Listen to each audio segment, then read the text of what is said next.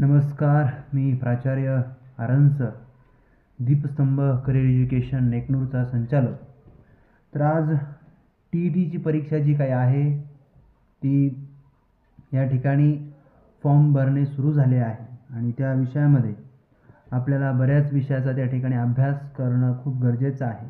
त्यातील एक महत्त्वाचा 30 मार्काचा जो काही विषय आहे तो आहे मानसशास्त्र. तर आज आपण या मानसशास्त्राबद्दल आपण बोलणार आहोत. त्याची आज थोडक्यामध्ये मानसशास्त्राची आज आपण ओळख ही सुद्धा आपण त्या ठिकाणी पाहणार आहोत. म्हणून आज आपण या व्हिडिओच्या माध्यमातून जे काही शिक्षक आहेत, जे काही सध्या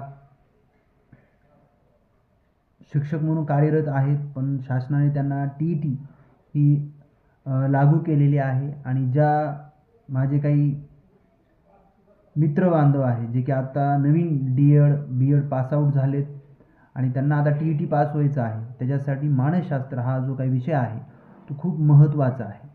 तर आज आपण या मानसशास्त्राचा 30 मार्काचा जो काही विषय आहे TETमध्ये खूप महत्त्वाचा आहे. याच्यावर प्रत्येक बारकाईने जे काही आतापर्यंत क्वेश्चन्स पडलेत 2013 असेल, त्याचबरोबर म्हणजे आपण पाहू शकतो की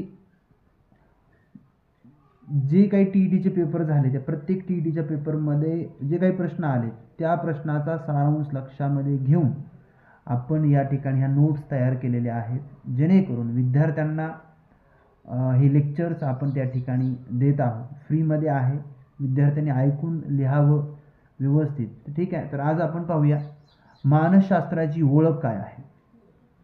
तर जे काही मानसशास्त्र आहे या मानसशास्त्राची जी काही ओळख आहे ही ओळख आपल्याला पाहिजे आहे. आणि ही ओळख पाहत असताना आपण एक गोष्ट लक्षात घ्यायची आहे की आपल्याला या मानसशास्त्रामध्ये ओळखेबरोबर बऱ्याच गोष्टी आपल्या लक्षात आल्या पाहिजेत. तर या मानसशास्त्रामध्ये जर आपण पाहायला गेलो तर व्यक्तीच्या विविध वर्तनाचा शोध घेण्याचे कार्य म्हणजे मानसशास्त्र करते. जे काही विविध व्यक्ती आहेत या विविध व्यक्तीचा वर्तन म्हणजे काय, वागणूक. या वागणूक प्रत्येक व्यक्ती कसा वागतो, काय वागतो याच्या वर्तनाचे जे काही शोध आहे ते घेण्याचं कार्य म्हणजे काय, मानसशास्त्र. आता मानसशास्त्र नेमकं त्याचे जनक कोण आहेत, ते अरिस्टॉटल हे मानसशास्त्राचे जनक मानले जातात. त्यांचं युरोप खंड आहे, या युरोप खंडामध्ये ग्रीस हा देश आहे, या देशामध्ये त्यांचा जन्म झालेला आहे अरिस्टॉटलचा आणि ते मानसशास्त्राचे जनक आहेत. मग आणि त्यांनी एक पाहायला गेलं तर अरिस्टॉटल याने कुठल्या मानसशास्त्राचे विचार आणि कुठल्या विचारावर मानसशास्त्र त्यांनी मांडले